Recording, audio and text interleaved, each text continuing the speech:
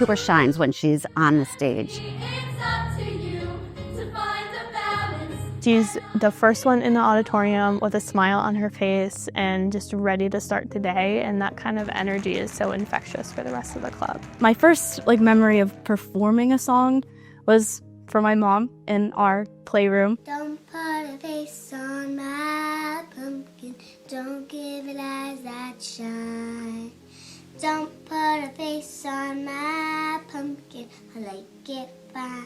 Looking mean on Halloween. She's been a standout in the theater going on 4 years now and has had some amazing roles and is a tremendously talented young person. Cooper becomes whoever she is portraying, and she works on that prior to auditions. Being on stage and watching something be so complete and from start to finish, it's just the most amazing feeling. And for me, acting's my favorite part of all of it. I love becoming the character and discovering little things. Over the summer, I was lucky enough to play Belle, which has been a dream role forever. And I picked her favorite color, and I was like, I wonder what her favorite joke is, what's her favorite book, all of that kind of stuff. And that's just between her and I, no one would know. But when I bring that to stage, it kind of gives it a deeper element.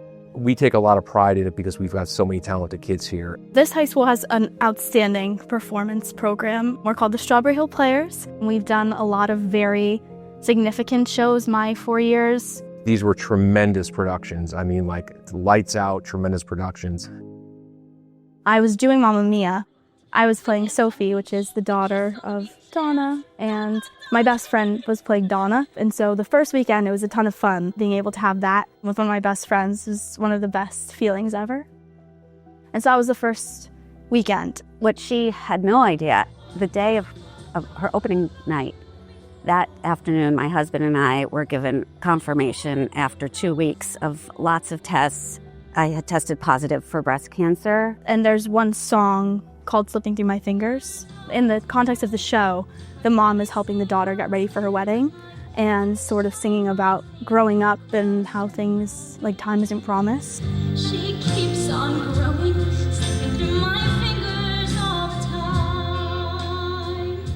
Over the next few weeks, it became evident that it was much more aggressive and twice the size. It was much more than we thought we were dealing with at first. So the two of us sat in that audience opening night watching our daughter play the daughter, and she was getting married, and I just sat there thinking, am I going to be here to see my daughter get married? And just everything was spinning through my mind. So my husband and I are sitting in the audience sobbing, which probably looked like quite an overreaction to our daughter's performance, but it was really because of what we knew that nobody else at that moment knew. I let precious time go by.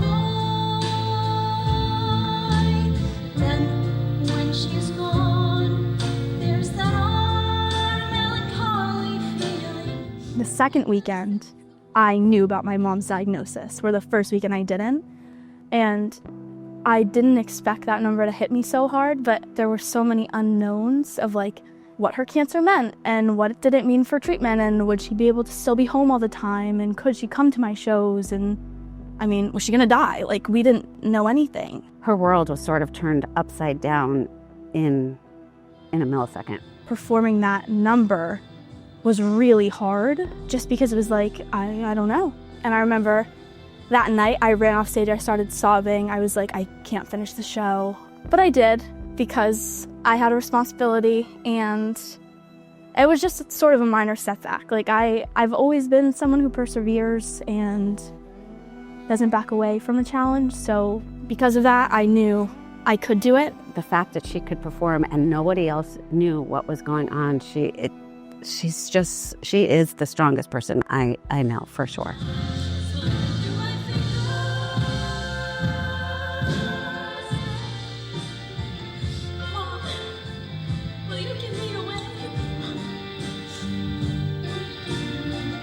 It took an emotional toll on her to have to deal with being a lead in the show and then everything going on at home. And she handled it beautifully. Theater was really my rock during that. I was very sick. I try to be such a strong role model for my girls, and I was laying on the couch for better part of 4 months. You know, if I could make it to the dinner table, that was a big deal. So I tried to go to as many things, but what I found was that losing your hair is hard because there's no privacy, there's no anonymity anymore. Everywhere you go, everyone knows you're sick. And so that was real. I couldn't protect my children from that, and that made it that much harder. I've always thought my mom's like the strongest person in the world, but now I think that 10 times more. Chemo is over. 1, 2, 3. I've been told that I am probably cancer-free. That's a hard pill to swallow because right now, I don't know that I'll ever feel 100% confident that I'm fully healthy and there isn't some sort of small cancer cell fighting its way to do something, you know, inside of my body. So I am a fighter. I will continue to fight no matter what, no matter how many times, no matter how long. I have no problem with that. But it's scary for a medical professional to not know if you're okay.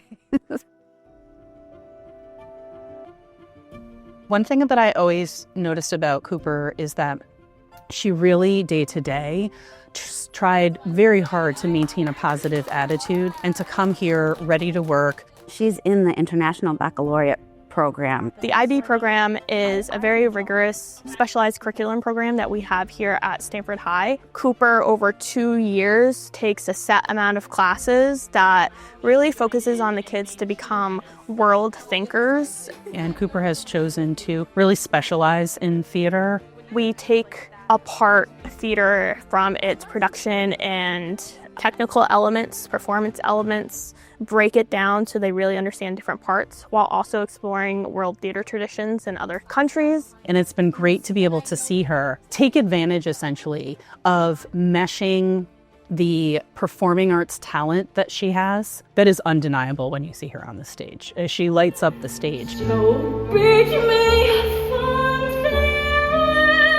But I think it's really been a great challenge for her to move into the academic piece of that and to see it from 2 different perspectives. And then the lighting was mainly on Johnny, showing that he's a light for Pony Boy. Finally being recognized for all that she does, because she certainly does shine on stage, but it's the behind the scenes work and what she does herself to prepare for her characters, what she does to ensure that the cast and the performance are, you know, as seamless as possible and believable, and she's helpful and kind to those around her.